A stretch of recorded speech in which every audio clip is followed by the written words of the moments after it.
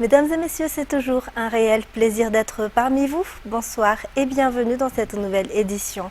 Tout de suite pour commencer, la cérémonie solennelle d'installation du nouveau premier président de la Cour suprême, Rakutnaval Rana Robertson, s'est tenue ce matin à Anoussi. Une cérémonie honorée par la présence du président de la République, Andra Zouilm. Les détails avec Fanjesena Mireille sur les images de Andra Zanjebe. La supervision de toute procédure judiciaire est une des plus importantes responsabilités du premier président de la Cour suprême. Une nouvelle façon de travailler devrait désormais être instaurée par les juges pour restaurer la confiance des justiciables. Le premier président de la Cour suprême lance un appel à tous les juges de Madagascar, car selon lui, le juge doit bien réfléchir et connaître les impacts potentiels des sentences qu'il rend. Dans la matinée, s'est tenue la séance solennelle pour l'installation du premier président de la Cour suprême, Rakutnaval Rana Robertson.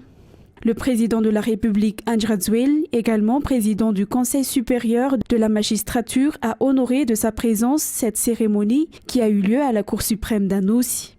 Le premier président de la Cour suprême a confirmé la nécessité d'établir une nouvelle perspective, d'instaurer la transparence dans le processus judiciaire à Madagascar aujourd'hui.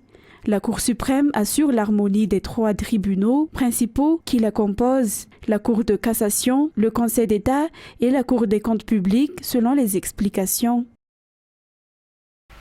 Tout citoyen a le droit d'être inscrit dans le registre d'état civil et de bénéficier ainsi d'actes d'état civil. Tout citoyen doit également avoir une carte d'identité nationale. Pour une durée de 90 jours, le gouvernement se mobilise pour aider les citoyens majeurs qui n'en possèdent pas à travers l'opération de distribution de jugements supplétifs d'actes de naissance et de cartes d'identité nationale, soutient le ministre de la Justice ce jour à Anoussi. D'autre part, il a également souligné que tous ceux qui sont en prison n'ont pas forcément perdu leurs droits. Certains d'entre eux peuvent toujours voter, a-t-il soutenu. Détails sur les images de Yves Janel. Des millions d'adultes malgaches n'ont actuellement pas d'acte de naissance ni de carte d'identité nationale. Cependant, il existe de nombreux domaines où la détention de tels documents est nécessaire. Pour ne citer que la recherche d'un emploi, par exemple. Le ministre de la Justice a confirmé qu'il n'y a pas de dessous politique derrière la tenue des audiences foraines en ce moment. En effet, c'est une procédure habituelle au bénéfice des citoyens qui ne possèdent pas d'acte de naissance et de carte d'identité. Concernant les droits des électeurs, le ministre a annoncé que tous ceux qui sont en prison n'ont pas forcément perdu leurs droits. Certains, notamment ceux qui n'ont pas encore été jugés, se sont pas privés de leurs droits et peuvent donc encore voter. À noter que les audiences foraines ont commencé le 1er octobre et ne se termineront que le 31 décembre 2022. Toujours dans ce contexte, la grève des greffiers a commencé aujourd'hui et il n'y aura pas de service minimum, a déclaré le président du syndicat. D'autre part, le ministre de la Justice confirme qu'ils ont le droit de faire la grève, mais ce n'est pas pour autant que la machine administrative sera bloquée. Détails sur les images de Yves Janel. Les greffiers n'ont eu de cesse de revendiquer leurs droits. Depuis 10 ans que le syndicat existe, ils ne se sont pas arrêtés. Selon le président du syndicat, une de leurs revendications est l'alignement de leur salaire et avantages à leur diplôme. Ils réclament également l'application de leurs droits d'immunité et le remplacement du DRH auprès du ministère, car selon eux, le DRH n'est pas une personne de dialogue et qui ignore le côté humanitaire. En tant que fonctionnaires, ils ont le droit de faire la grève, a déclaré le ministre de la Justice, Ragoutza François. Toutefois, ils ne peuvent pas empêcher ceux qui veulent travailler de le faire, a-t-il poursuivi. Il a également confirmé que la machine administrative continuera de fonctionner. Selon lui, le ministère va examiner de près les demandes et verra les points qui peuvent avoir des réponses favorables. À noter qu'il existe 1348 greffiers dans tout Madagascar.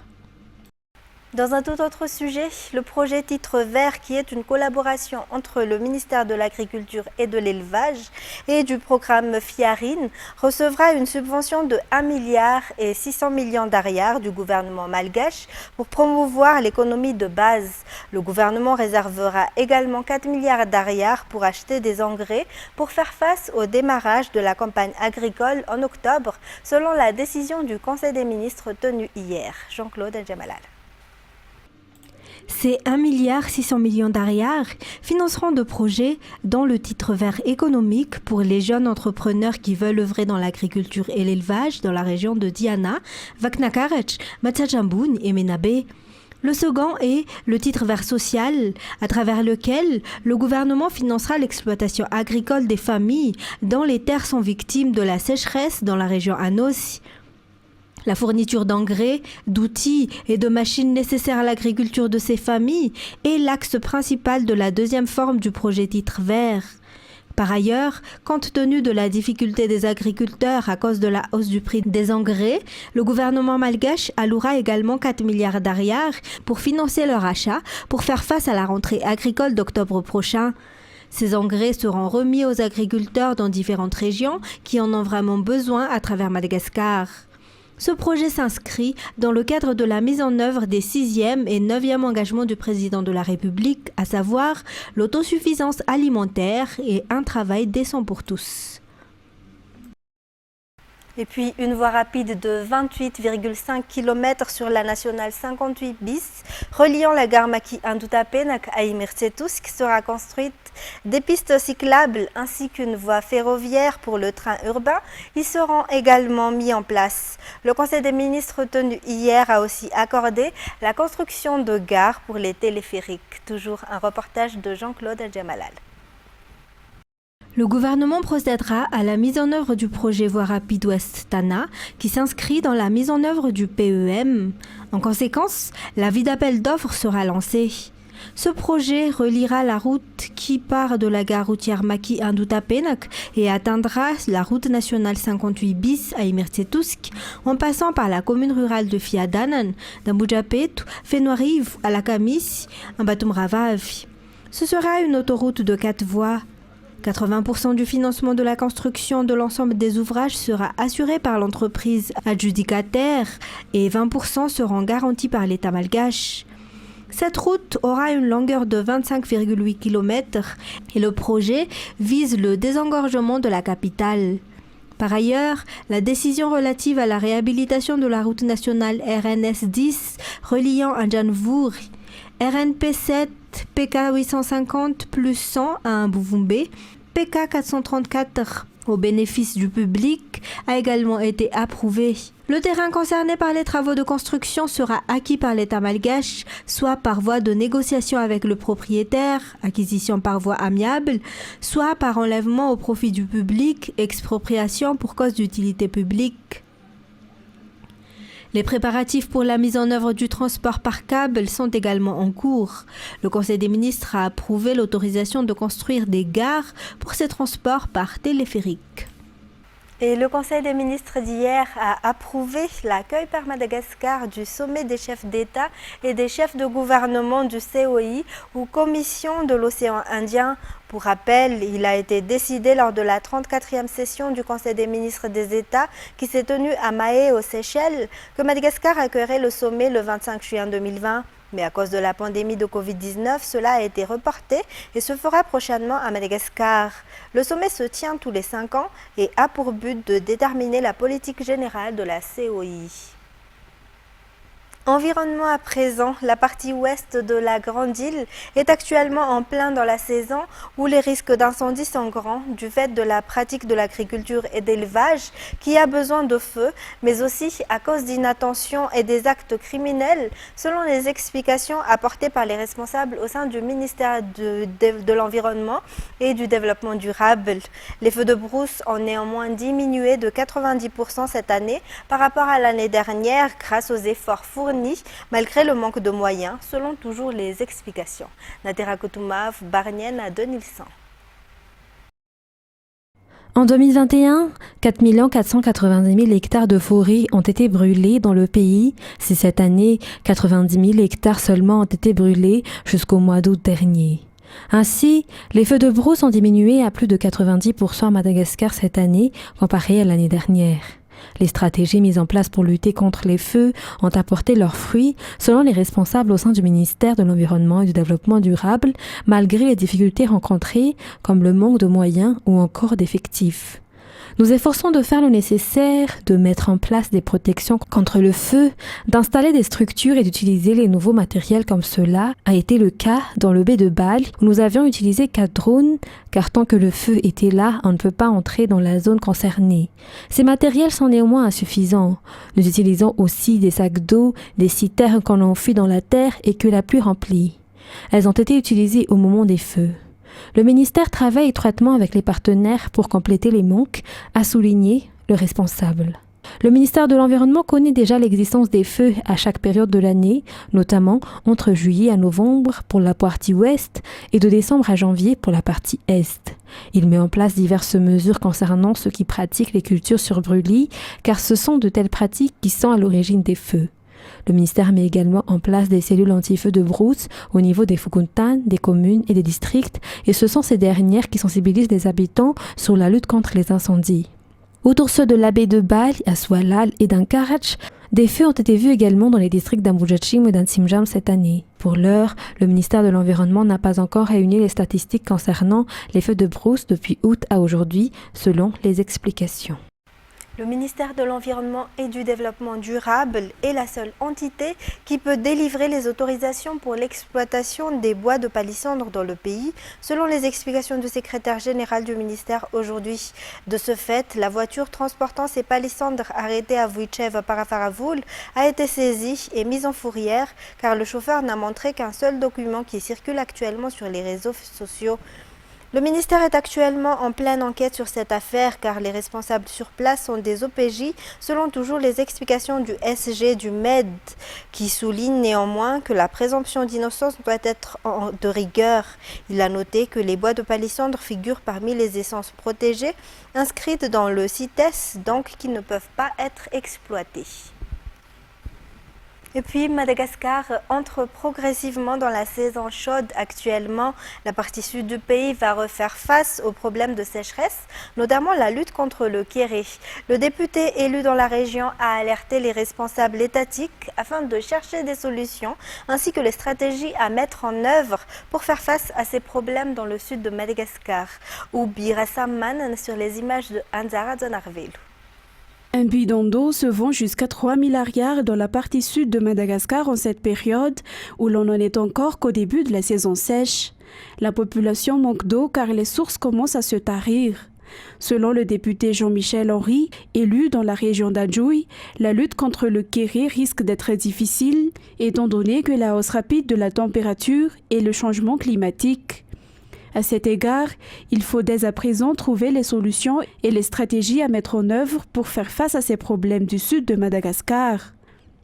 Par ailleurs, à cause de la sécheresse, le Tioumen refait surface et prend de l'ampleur dans le sud. Malgré les efforts déployés par les organismes qui œuvrent dans ce sens, l'approvisionnement en eau pour la population n'est plus suffisant. Ces organismes ont également besoin du soutien du gouvernement en raison du manque d'équipements et d'infrastructures hydrauliques, selon toujours les explications. Dans le cadre de la lutte contre le kéré dans la région sud, les procédures administratives pour la construction du pipeline sont déjà en cours. Un pipeline pour le transport de l'eau de la rivière Efao à Tolanar vers la région d'Anjoui. On enchaîne par les actualités internationales. La Corée du Nord a lancé ce jour de nouveaux missiles balistiques et a qualifié ces essais d'armes de juste mesure de rétorsion contre Washington et Séoul et leur exercice militaire dans la région. France 24. Deux nouveaux missiles tirés à quelques minutes d'intervalle en direction de la mer du Japon. C'est la dernière provocation du régime nord-coréen, au moment même où une réunion d'urgence se tient au Conseil de sécurité des Nations Unies, concernant un autre tir de missiles balistiques 2 jours plus tôt. Cette fois, les deux engins ont parcouru une faible distance, mais mardi, les missiles nord-coréens ont survolé le territoire japonais pour la première fois en 5 ans. Depuis le début de l'année, la Corée du Nord a lancé à plusieurs reprises des missiles à une fréquence sans précédent. Ces lancements répétés de missiles balistiques par la Corée du Nord sont absolument inadmissibles et ces progrès considérables en matière de technologie de missiles ne peuvent être ignorés. Ce nouveau lancement constitue une juste mesure de rétorsion selon Pyongyang.